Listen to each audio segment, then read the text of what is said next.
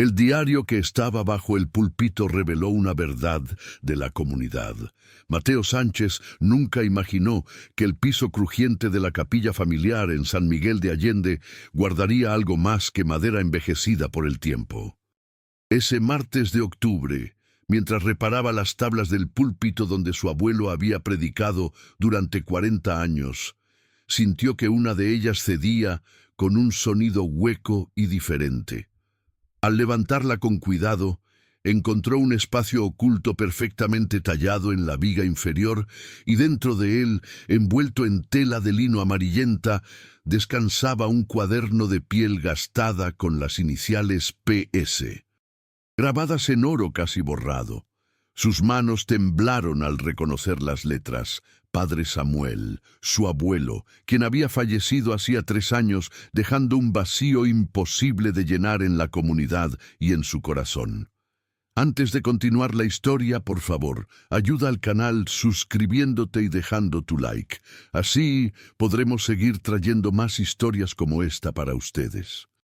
Mateo se sentó en el banco más cercano con el cuaderno entre las manos, sintiendo el peso de algo más que papel y cuero.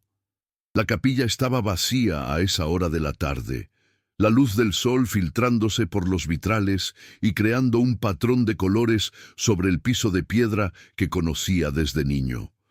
Había pasado innumerables tardes en ese lugar, escuchando las homilías de su abuelo, admirando la forma en que las palabras del anciano tocaban los corazones de cada persona presente. El padre Samuel había sido más que un guía espiritual para San Miguel de Allende. Había sido el corazón de una comunidad que lo veneraba como santo, el confidente de 3 generaciones, el hombre cuya bondad parecía no tener límites. Con dedos temblorosos, Mateo abrió la primera página del diario. La letra era inconfundible, esa caligrafía elegante y precisa que su abuelo mantenía incluso en los últimos años de su vida.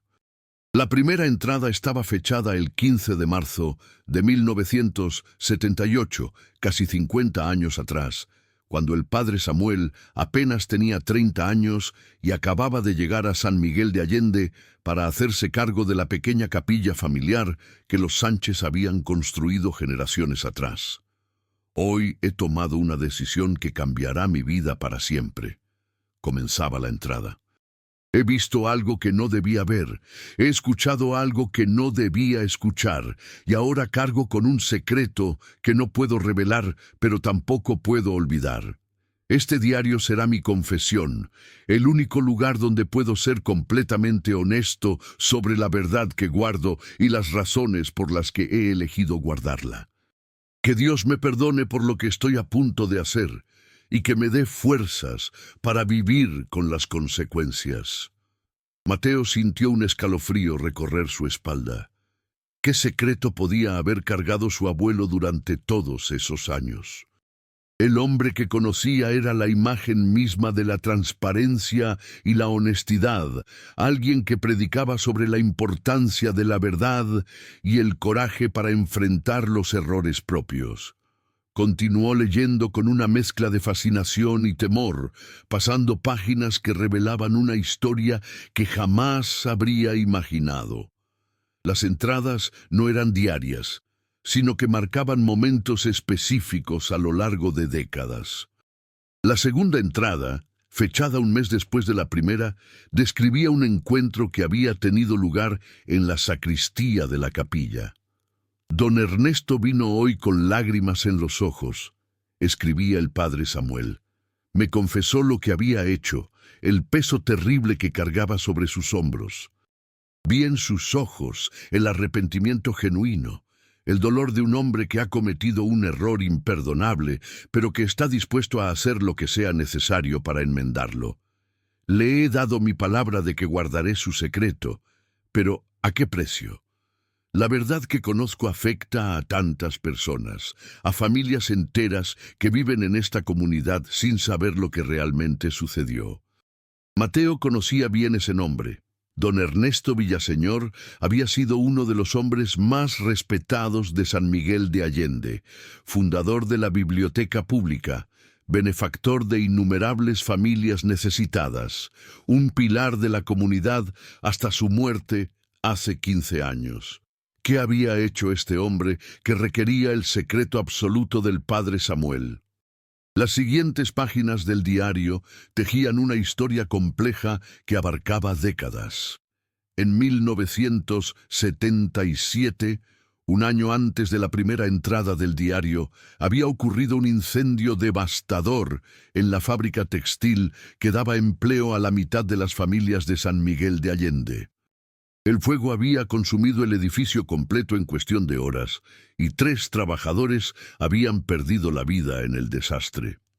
La investigación oficial había determinado que el incendio fue causado por un cortocircuito en el sistema eléctrico antiguo de la fábrica, un accidente trágico pero inevitable dada la falta de mantenimiento adecuado. Pero según las palabras del padre Samuel, esa no era la verdad completa. Don Ernesto, quien en ese entonces era el administrador de la fábrica, había confesado al joven sacerdote que el incendio no había sido un accidente. Había sido provocado deliberadamente por él mismo, aunque no con la intención de causar daño a nadie.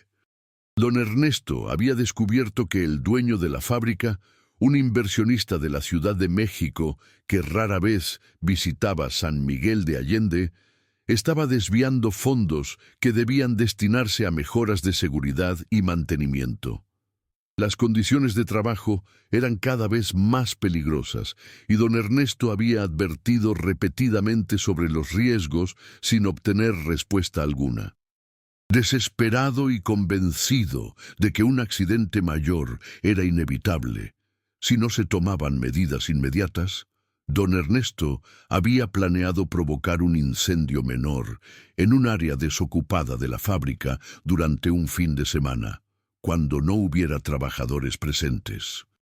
Su intención era forzar una inspección oficial que revelara las condiciones peligrosas y obligara al dueño a realizar las mejoras necesarias.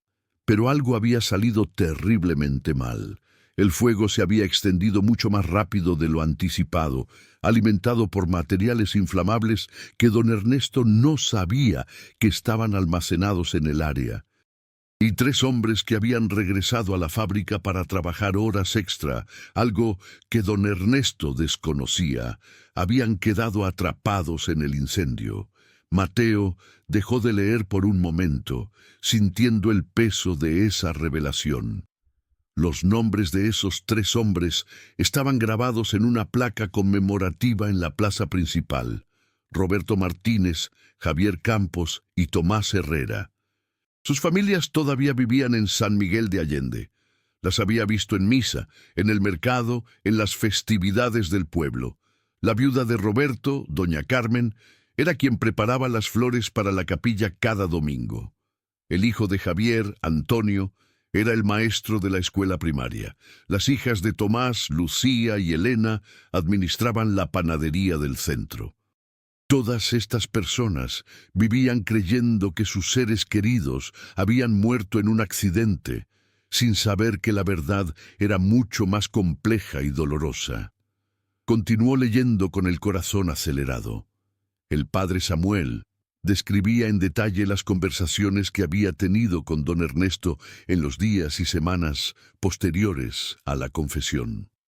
El administrador estaba destrozado por la culpa, queriendo entregarse a las autoridades, pero temeroso de las consecuencias no solo para él, sino para su familia y para todas las personas que dependían de la fábrica para sobrevivir.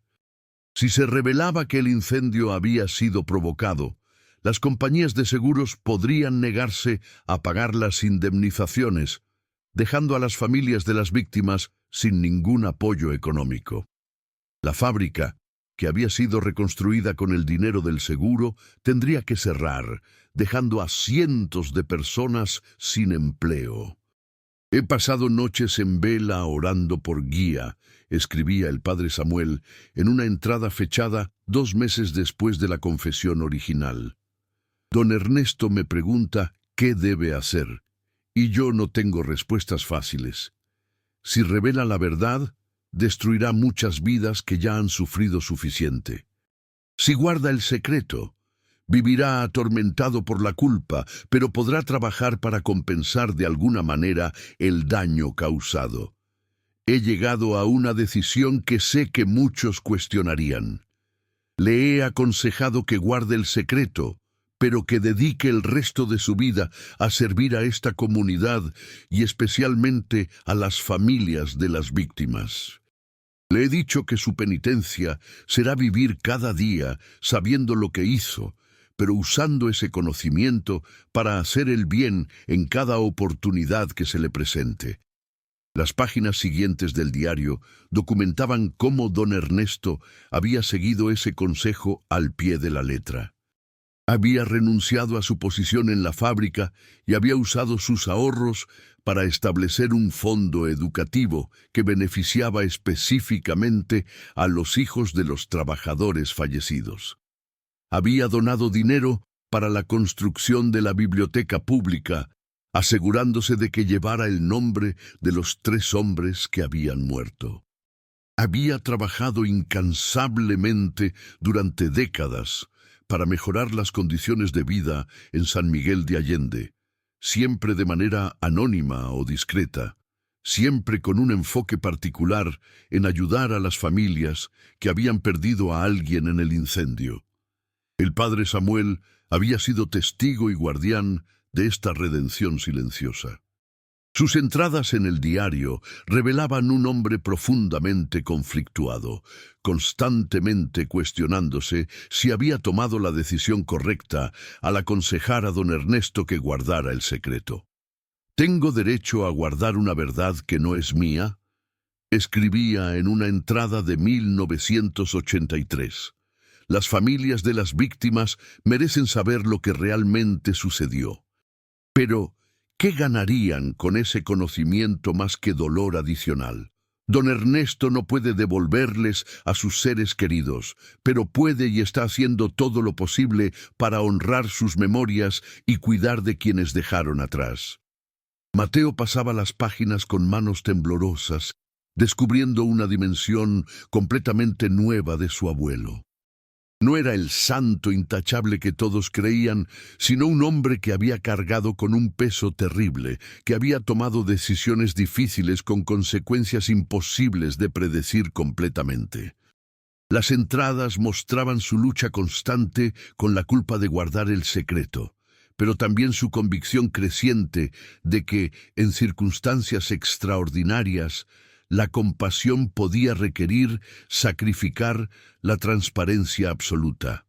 Una entrada particularmente conmovedora, fechada en 1991, describía un encuentro entre el padre Samuel y doña Carmen, la viuda de Roberto Martínez. Hoy, durante la misa, Carmen se acercó para agradecerme por todo lo que don Ernesto había hecho por su familia. Me dijo que sin su ayuda, su hija nunca habría podido ir a la universidad, que sin la biblioteca que él fundó, sus nietos no tendrían acceso a los libros que tanto aman. Me dijo que don Ernesto era un ángel enviado por Dios para compensar el dolor de haber perdido a Roberto. Si ella supiera la verdad completa, ¿cambiaría su gratitud en odio? ¿O comprendería, como yo he llegado a comprender, que las personas son capaces tanto de terribles errores como de extraordinaria bondad? Mateo cerró el diario por un momento, necesitando procesar todo lo que había leído. El sol se había movido, las sombras en la capilla habían cambiado de posición, y se dio cuenta de que llevaba horas leyendo sin interrupción. Su teléfono mostraba varias llamadas perdidas de su esposa, Sofía, quien probablemente se preguntaba dónde estaba. Pero no podía dejar de leer todavía. Quedaban más páginas, más revelaciones que necesitaba conocer. Las entradas más recientes del diario mostraban a un padre Samuel envejecido, reflexionando sobre las consecuencias a largo plazo de la decisión que había tomado décadas atrás. Don Ernesto había fallecido en el 2010, llevándose su secreto a la tumba tal como había prometido. El padre Samuel había presidido su funeral, dando una homilía hermosa sobre el poder de la redención y el valor de dedicar una vida al servicio de los demás, sin revelar nunca la historia completa que solo él conocía. Ernesto murió en paz, escribía el padre Samuel después del funeral. En sus últimos días me confesó que nunca había dejado de arrepentirse por lo que había hecho, pero que estaba agradecido por la oportunidad de haber podido compensar su error de alguna manera. Me preguntó si creía que Dios lo perdonaría, y le dije la verdad, que creo que Dios ya lo había perdonado hace mucho tiempo, que su penitencia había sido sincera y su servicio genuino. Lo que no sé es si yo merezco perdón por haber guardado este secreto durante tanto tiempo, por haber privado a tantas personas de conocer la verdad completa sobre un evento que marcó sus vidas para siempre. Las últimas entradas del diario estaban fechadas apenas meses antes de la muerte del padre Samuel. En ellas reflexionaba sobre qué hacer con el conocimiento que había guardado durante casi 50 años. «Me estoy haciendo viejo», escribía. «Pronto partiré de este mundo, y cuando lo haga, este secreto morirá conmigo, a menos que tome alguna decisión. He ocultado este diario bajo el púlpito, en un lugar donde solo alguien que esté reparando la capilla podría encontrarlo. Si está en manos de Dios, que la verdad sea revelada después de mi muerte, así será. Si el diario permanece oculto para siempre, también así será. Ya no tengo la energía ni la certeza para tomar esa decisión. He vivido con este peso durante demasiado tiempo, y estoy listo para dejarlo ir». Mateo cerró el diario con las manos temblorosas. La última entrada estaba fechada 3 meses antes del día en que su abuelo había sufrido el infarto que le quitó la vida. Había muerto en paz, rodeado de su familia, con la comunidad entera llorando la pérdida de su guía espiritual más querido. Pero ahora Mateo conocía la verdad que su abuelo había cargado en silencio durante tanto tiempo, y tenía que decidir qué hacer con ese conocimiento. Se levantó del banco y caminó hacia el púlpito donde había encontrado el diario. Pasó sus manos sobre la madera suave, imaginando a su abuelo parado en ese mismo lugar durante décadas, predicando sobre la verdad, el perdón y la compasión, mientras guardaba un secreto que contradecía la transparencia absoluta que predicaba. ¿Era un hipócrita? ¿O era simplemente un hombre que había encontrado una verdad más compleja que las certezas fáciles que solemos aceptar? Esa noche, Mateo le contó todo a Sofía. Ella escuchó en silencio mientras él leía pasajes completos del diario, viendo cómo su expresión cambiaba de sorpresa a comprensión y finalmente a una profunda compasión. «Tu abuelo cargó con algo muy pesado», dijo ella cuando él terminó. «No puedo imaginar lo difícil que debe haber sido para él vivir sabiendo lo que sabía, viendo a esas familias cada semana sin poder decirles la verdad completa. Pero tampoco puedo decir que tomó la decisión equivocada. A veces no hay respuestas correctas o incorrectas, solo elecciones difíciles con consecuencias que nunca podemos predecir completamente». Durante los días siguientes, Mateo no pudo pensar en otra cosa que no fuera el diario y lo que debía hacer con él. Parte de él sentía que debía quemar el cuaderno, enterrar el secreto para siempre, tal como su abuelo probablemente había deseado en sus últimos días. Otra parte sentía que las familias de las víctimas merecían conocer la verdad completa sobre lo que había sucedido hace tantos años, sin importar cuán dolorosa fuera esa verdad. Decidió hablar primero con su padre, Miguel Sánchez, el hijo del padre Samuel. Miguel tenía 65 años y había heredado el respeto y el cariño que la comunidad sentía por su padre. Cuando Mateo le mostró el diario y le contó su contenido, Miguel se quedó en silencio durante un largo rato, con lágrimas corriendo por sus mejillas. Siempre supe que mi padre cargaba con algo pesado, dijo finalmente. Había noches en que lo escuchaba rezando en la capilla hasta el amanecer. Pensé que era simplemente su devoción, su compromiso con Dios y con la comunidad. Nunca imaginé que había un secreto específico que lo atormentaba de esta manera. Tomó el diario en sus manos con reverencia, pasando sus dedos sobre las iniciales grabadas en la cubierta. Entiendo por qué tomó la decisión que tomó.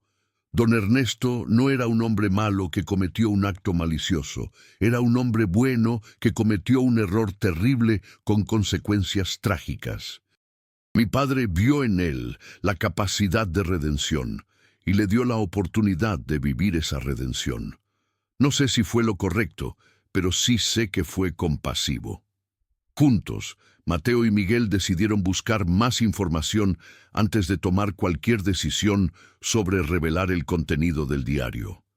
Empezaron por investigar los archivos antiguos del periódico local, donde encontraron artículos extensos sobre el incendio de la fábrica en 1977. Las fotografías mostraban el edificio en llamas, los rostros devastados de los trabajadores y sus familias, las declaraciones oficiales que confirmaban que había sido un accidente causado por fallas eléctricas. También encontraron artículos sobre don Ernesto Villaseñor a lo largo de las décadas. Cada uno documentaba sus contribuciones a la comunidad, la fundación de la biblioteca, las becas educativas que había establecido, su trabajo con organizaciones de caridad local. En cada artículo, don Ernesto aparecía como un hombre modesto que rechazaba el reconocimiento público, que insistía en que su trabajo era simplemente lo que cualquier persona decente haría por su comunidad. Mateo encontró algo particularmente revelador en un artículo de 1995 sobre el 20º aniversario de la biblioteca. Don Ernesto había dado una entrevista rara en la que explicaba por qué había decidido dedicar su vida al servicio comunitario. Hubo un momento en mi vida en que me di cuenta de cuán frágil es todo, había dicho. Un momento en que entendí que cada decisión que tomamos tiene consecuencias que se extienden mucho más allá de lo que podemos imaginar. Desde entonces he tratado de vivir cada día asegurándome de que mis acciones contribuyan a hacer del mundo un lugar un poco mejor. Es lo mínimo que puedo hacer. Con esta información en mente, Mateo tomó una decisión audaz. Decidió hablar directamente con algunas de las personas más afectadas por el incendio, no para revelar inmediatamente el secreto, sino para entender mejor cómo veían ellos tanto la tragedia como el legado de don Ernesto. Su primera conversación fue con Antonio Campos, el hijo de Javier Campos, una de las víctimas del incendio. Antonio tenía 52 años y trabajaba como maestro en la escuela primaria local. Se reunieron en un café tranquilo del centro y Mateo le explicó que estaba investigando la historia del incendio para un proyecto personal sobre la historia de San Miguel de Allende. Mi padre era un hombre extraordinario, dijo Antonio, con una mezcla de orgullo y melancolía en su voz. Tenía solo 8 años cuando murió. Así que mis recuerdos de él son fragmentados, como fotografías borrosas. Pero recuerdo su risa, recuerdo cómo me cargaba sobre sus hombros, recuerdo la forma en que mi madre lo miraba con tanto amor. Tomó un sorbo de su café antes de continuar. El incendio nos cambió para siempre. Mi madre tuvo que trabajar el doble para sacarnos adelante a mí y a mis hermanos. Fueron años muy difíciles. Mateo sintió un nudo en la garganta mientras escuchaba. ¿Y qué opinas de don Ernesto Villaseñor?, preguntó con cuidado. El rostro de Antonio se iluminó. Don Ernesto fue un ángel para nuestra familia. Cuando yo tenía 16 años y quería estudiar para ser maestro, él me ofreció una beca completa. Me dijo que veía potencial en mí, que mi padre habría estado orgulloso de verme perseguir mi educación. Sin su ayuda, nunca habría podido ir a la universidad. Siempre pensé que era extraño cómo parecía tener un interés especial en las familias que perdieron a alguien en el incendio, pero asumí que simplemente era un hombre muy compasivo que entendía nuestro dolor. Mateo se reunió después con Lucía y Elena, las hijas de Tomás Herrera. Ambas mujeres, ahora en sus 50, administraban juntas la panadería que su madre había fundado años después del incendio para mantener a la familia. La conversación fue similar. Recuerdos dolorosos de perder a su padre, gratitud profunda por todo lo que don Ernesto había hecho por ellas a lo largo de los años, sorpresa por el interés especial que él siempre había mostrado en su bienestar. Don Ernesto vino a nuestra panadería casi todos los días durante años, recordaba Lucía. Siempre compraba más de lo que necesitaba, siempre dejaba propinas generosas. Cuando nuestra madre se enfermó y necesitábamos cerrar la panadería por un mes para cuidarla, él pagó todas nuestras cuentas sin que se lo pidiéramos. Dijo que era lo mínimo que podía hacer por la familia de un hombre tan trabajador como nuestro padre. Finalmente, Mateo se reunió con doña Carmen, la viuda de Roberto Martínez. A sus 82 años, ella era la única viuda sobreviviente de las 3 víctimas del incendio. Vivía en una casa pequeña pero acogedora cerca de la plaza principal, rodeada de fotografías de su esposo, sus hijos, nietos y bisnietos. Mateo le llevó flores y pan dulce de la panadería de las hermanas Herrera. «Roberto era el amor de mi vida», dijo doña Carmen mientras servía café en tazas de porcelana delicada. Nos casamos muy jóvenes, apenas teníamos 20 años. Tuvimos 15 años juntos antes del incendio y en ese tiempo fuimos completamente felices. Él trabajaba duro en la fábrica, soñando con el día en que pudiéramos comprar una casa más grande, cuando pudiéramos darles a nuestros hijos todas las oportunidades que nosotros no habíamos tenido. Sus ojos se llenaron de lágrimas, pero sonrió. El incendio se llevó esos sueños, pero también me enseñó cuán fuerte podía ser. Crié a nuestros 3 hijos sola, y cada uno de ellos se convirtió en una persona maravillosa. Roberto habría estado tan orgulloso. Cuando Mateo le preguntó sobre don Ernesto, el rostro de doña Carmen se iluminó con una sonrisa genuina. Ese hombre fue una bendición en nuestras vidas. No solo nos ayudó económicamente, aunque ciertamente hizo mucho de eso. Fue su presencia constante, su interés genuino en nuestro bienestar, lo que marcó la diferencia. Vino a la graduación de cada uno de mis hijos. Estuvo en las bodas. Conoció a mis nietos. Era como si sintiera alguna responsabilidad especial hacia nosotros, como si honrar la memoria de Roberto fuera su misión personal. Esas palabras resonaron en la mente de Mateo durante días, como si sintiera alguna responsabilidad especial. Doña Carmen había identificado la verdad, sin saber cuán profunda era esa responsabilidad, cuán literal era esa conexión entre don Ernesto y las familias de las víctimas. Después de todas estas conversaciones, Mateo se sentó con Sofía y su padre para discutir qué hacer con el diario. «He hablado con las familias», dijo. «He visto con mis propios ojos cómo la vida de don Ernesto, después del incendio, tocó cada una de sus vidas de maneras profundas y significativas. Antonio Campos es maestro gracias a él. Las hermanas Herrera tienen su panadería porque él las apoyó cuando más lo necesitaban. Los hijos y nietos de doña Carmen crecieron con un hombre que los vio como su responsabilidad personal. Pero merecen saber la verdad», objetó Sofía con suavidad. «¿No crees que tienen derecho a decidir por sí mismos cómo se sienten sobre lo que don Ernesto hizo?» «Sí», admitió Mateo. «Pero también pienso en lo que mi abuelo escribió en su diario. ¿Qué ganarían con ese conocimiento más que dolor adicional? Don Ernesto ya está muerto. No pueden confrontarlo, no pueden obtener respuestas de él. solo pueden saber que el hombre que los ayudó durante décadas también fue el hombre cuyas acciones, aunque no intencionalmente, causaron la muerte de sus seres queridos. ¿Eso cambia el bien que hizo?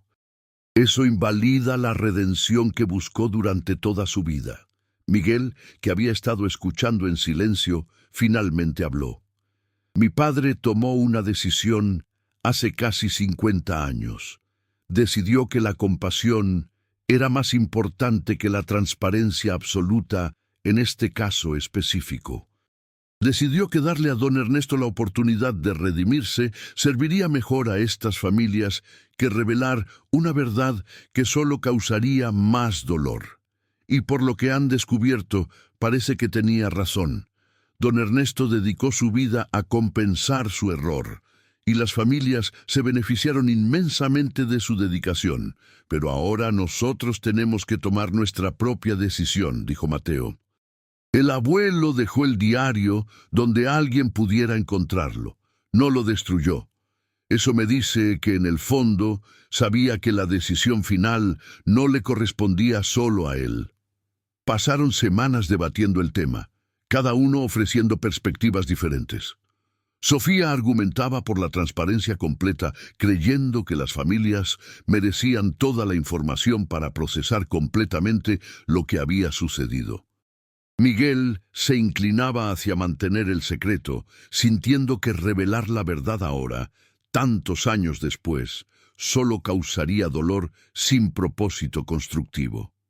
Mateo se encontraba en el medio, entendiendo ambas perspectivas, pero incapaz de sentirse completamente cómodo con ninguna. La decisión finalmente se precipitó de manera inesperada. Durante una misa dominical en la capilla, Mateo estaba sentado en su banco habitual cuando doña Carmen se acercó a él después del servicio. He notado que has estado preguntando sobre el incendio de la fábrica, dijo con una mirada penetrante que parecía ver a través de él. Y he notado cómo miras hacia el púlpito con una expresión diferente últimamente. Hijo, ¿hay algo que necesites decirme? Mateo sintió como si le hubieran quitado el aire de los pulmones.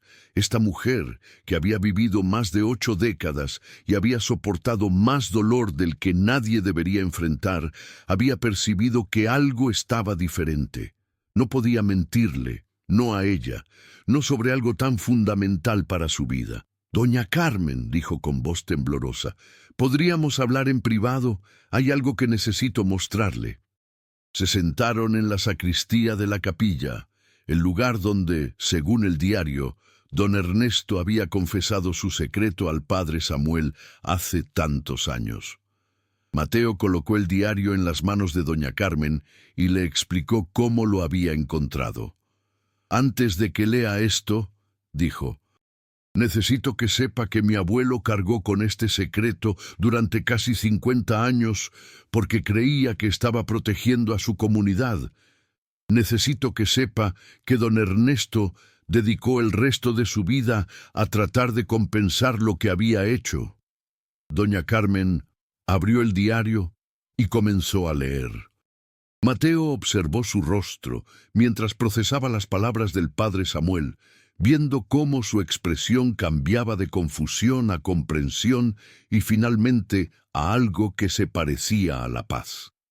Leyó en silencio durante casi 1 hora, pasando las páginas con cuidado, deteniéndose ocasionalmente para secarse las lágrimas que corrían por sus mejillas. Cuando finalmente cerró el diario, se quedó en silencio durante un largo rato. Mateo esperó, su corazón latiendo con fuerza, sin saber qué esperar de su reacción. Entonces fue culpa de don Ernesto, dijo finalmente, su voz sorprendentemente calmada. Mi Roberto murió porque don Ernesto trató de hacer algo bueno, pero lo hizo de la manera equivocada. Sí, admitió Mateo, pero también dedicó su vida a cuidar de mí y de mis hijos, continuó doña Carmen. También se aseguró de que Roberto no hubiera muerto en vano, de que su memoria fuera honrada de maneras que nunca habría podido imaginar.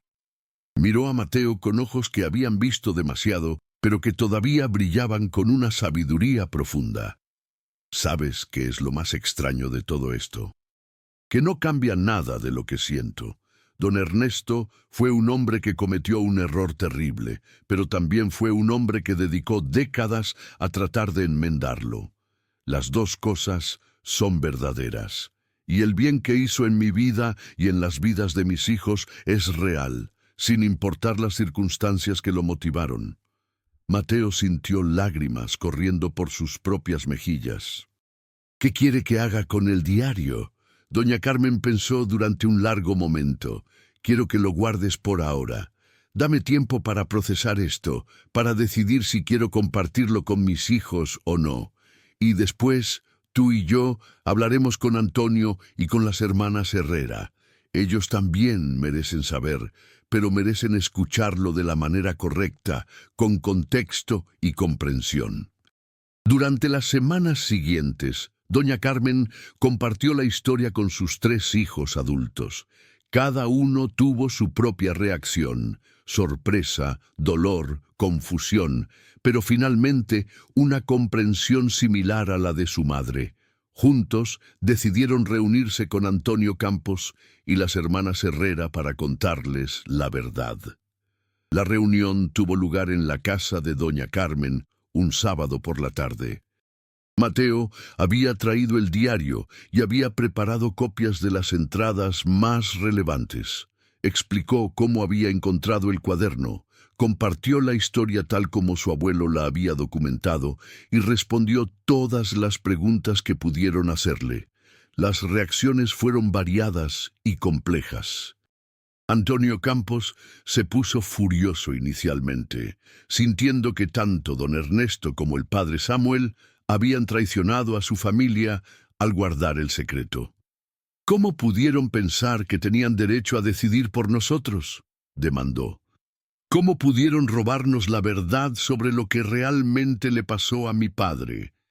Las hermanas Herrera estaban más calladas, procesando la información con expresiones de dolor, pero también de reflexión. Lucía fue la primera en hablar. Entiendo tu enojo, Antonio, dijo. Yo también lo siento, pero cuando pienso en todo lo que don Ernesto hizo por nosotras, cuando pienso en cómo cambió nuestras vidas para mejor, no puedo simplemente descartarlo como si no significara nada.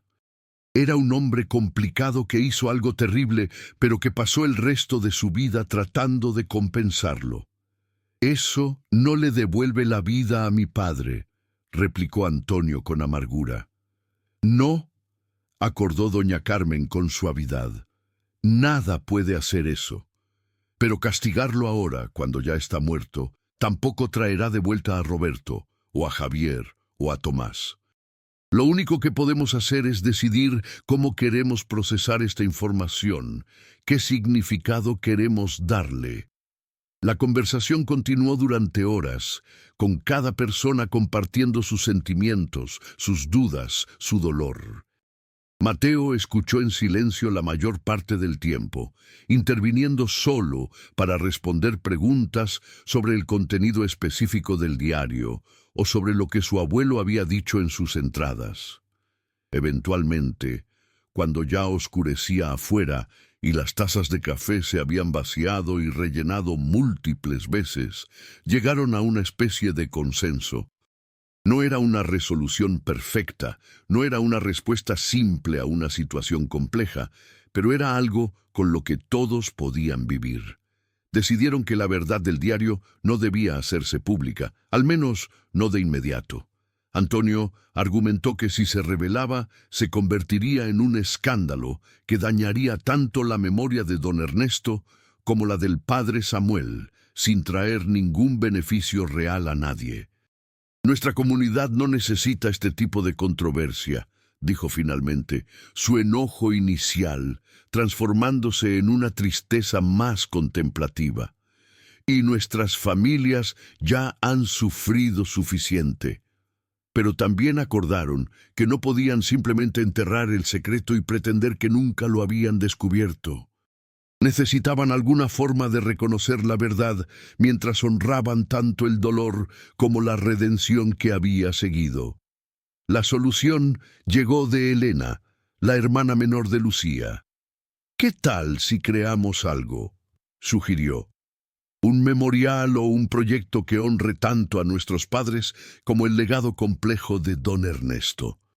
Algo que reconozca que las personas son complicadas, que los errores pueden ser terribles, pero que la redención es posible. La idea resonó con todos. Durante los meses siguientes, trabajaron juntos para crear un jardín memorial en terreno donado por la familia de don Ernesto, quienes, después de largas conversaciones con Mateo y los demás, decidieron que querían ser parte de la solución. El jardín incluía placas dedicadas a Roberto Martínez, Javier Campos y Tomás Herrera, pero también un espacio para reflexión sobre temas más amplios: el valor de la redención, la complejidad del perdón, la importancia de vivir con integridad incluso después de cometer errores. En el centro del jardín instalaron una estatua de bronce que representaba dos manos extendidas una hacia la otra, simbolizando tanto el dolor de la pérdida como la posibilidad de sanación. En la base inscribieron una cita que Mateo había encontrado en una de las últimas entradas del diario de su abuelo. La verdad es compleja, el perdón es difícil, pero ambos son necesarios para vivir con plenitud. La inauguración del jardín fue un evento emotivo al que asistió gran parte de San Miguel de Allende. Doña Carmen dio un discurso conmovedor sobre la memoria y el perdón. Antonio habló sobre la importancia de reconocer la humanidad completa de las personas, tanto sus fallos como sus virtudes. Las hermanas Herrera compartieron historias de sus padres y de cómo su legado continuaba viviendo a través de sus familias. Mateo también habló, contando una versión cuidadosamente editada de la historia. Explicó que había descubierto documentos de su abuelo que revelaban la complejidad de los eventos alrededor del incendio de la fábrica, sin entrar en detalles específicos sobre la culpa de don Ernesto. Habló sobre cómo su abuelo había cargado con secretos difíciles, tratando siempre de guiar a las personas hacia la sanación y la redención. Y compartió su propia reflexión sobre lo que había aprendido de toda esta experiencia. Mi abuelo me enseñó que la vida rara vez presenta situaciones con respuestas claras y simples, dijo ante la multitud reunida. Me enseñó que a veces la compasión requiere guardar verdades difíciles y otras veces requiere revelarlas. Me enseñó que las personas son capaces de errores terribles y de bondad extraordinaria, a menudo en la misma vida. Y me enseñó que nuestro trabajo no es juzgar, sino tratar de comprender y, cuando sea posible, perdonar. El diario del padre Samuel permanece guardado en un lugar seguro, custodiado por Mateo con el acuerdo de todas las familias involucradas. Decidieron que después de que todos los directamente afectados hayan fallecido, el diario podría donarse al Archivo Histórico de San Miguel de Allende, para que las generaciones futuras puedan aprender de esta historia compleja sobre error, redención y perdón. Doña Carmen falleció 2 años después de la inauguración del Jardín Memorial, a la edad de 84. En sus últimos días, Mateo la visitó frecuentemente y ella le confió algo que lo marcó profundamente. «Estoy agradecida de que encontraras ese diario», le dijo. «No cambió el dolor de haber perdido a Roberto, pero me dio una comprensión más completa de cómo funciona la vida. Don Ernesto no era un ángel como yo pensaba, pero tampoco era un villano. Era simplemente humano, con todo lo que eso implica. Y tu abuelo fue un hombre que entendió que a veces la misericordia es más importante que la justicia absoluta». Antonio Campos finalmente hizo las paces con la historia, aunque admitió que el proceso fue largo y difícil. «Todavía tengo días en que me enojo por todo», confesó a Mateo años después del descubrimiento del diario. Días en que desearía que don Ernesto hubiera sido solo un buen hombre que ayudó a mi familia, sin la complicación de saber que también fue responsable de la muerte de mi padre. Pero también tengo días en que aprecio que la vida es más compleja de lo que me gustaría admitir y que el bien que don Ernesto hizo en mi vida fue real, sin importar sus motivaciones originales. Las hermanas Herrera incorporaron la historia de manera abstracta en la filosofía de su panadería. Colocaron un cartel en la pared que decía: «Todos cometemos errores. Lo que importa es cómo respondemos a ellos». Cuando los clientes preguntaban sobre el mensaje, compartían versiones generales de la historia sin nombres específicos, usándola como una enseñanza sobre redención y segundas oportunidades. Para Mateo, el descubrimiento del diario transformó completamente su comprensión no solo de su abuelo, sino de la naturaleza misma, de la moralidad y la verdad. Había crecido viendo al padre Samuel como un modelo de perfección moral, un hombre cuya bondad no tenía matices ni complicaciones. Ahora entendía que su abuelo había sido algo mucho más valioso, un ser humano real que luchaba con decisiones imposibles y que hacía lo mejor que podía con información imperfecta. Comenzó a documentar su propia versión de la historia, no para publicarla inmediatamente, sino como un registro para sus propios hijos y nietos. En sus escritos reflexionaba sobre las lecciones que había aprendido, que la verdad es importante, pero que el timing y el contexto también lo son, que las personas son capaces de contener multitudes de contradicciones, que la redención es posible, pero requiere trabajo constante y genuino, que el perdón no significa olvidar, sino comprender con mayor profundidad.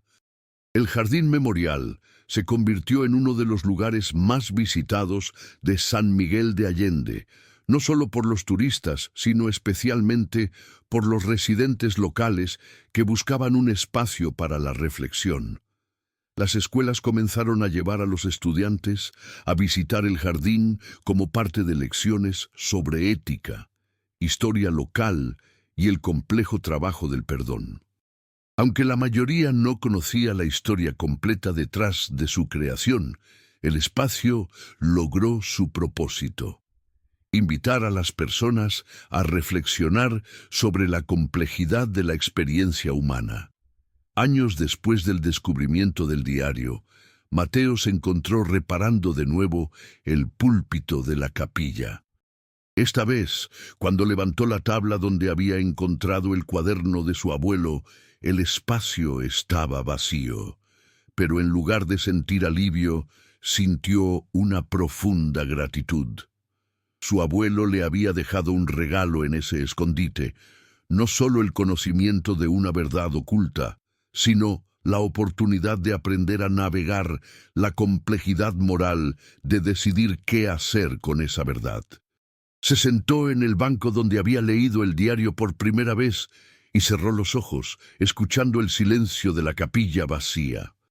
Podía imaginar a su abuelo parado en ese púlpito tantas veces, viendo las caras de doña Carmen, de Antonio, de las hermanas Herrera, sabiendo lo que él sabía, pero eligiendo cada día cargar con ese peso en silencio. Había sido la decisión correcta. Mateo había llegado a creer que no había una respuesta simple a esa pregunta, y que quizás esa era la lección más importante de todas. La vida, había aprendido, no era una serie de elecciones entre el bien y el mal absolutos. Era un camino lleno de decisiones difíciles, donde a menudo tenías que elegir entre dos opciones imperfectas, guiado solo por tu mejor comprensión de la compasión y la justicia en ese momento específico. Su abuelo había hecho eso. Don Ernesto había hecho eso, y ahora Mateo y las familias afectadas habían hecho lo mismo. El secreto que había estado bajo el púlpito había revelado una verdad sobre la comunidad que iba mucho más allá de los eventos específicos del incendio de la fábrica. Había revelado que San Miguel de Allende era un lugar donde las personas cargaban historias complejas, donde los santos tenían dudas y los pecadores buscaban redención, donde la verdad absoluta a veces tenía que negociarse con la misericordia y la compasión. Era, en resumen, un lugar profundamente humano. Mateo abrió los ojos y miró hacia el altar donde su abuelo había servido durante 4 décadas. En la pared, iluminada por las velas perpetuas, colgaba una fotografía del padre Samuel, su rostro sereno y sabio, sus ojos conteniendo profundidades que ahora Mateo podía empezar a comprender. No era el santo perfecto que todos habían creído que era, pero tampoco era menos admirable por su humanidad.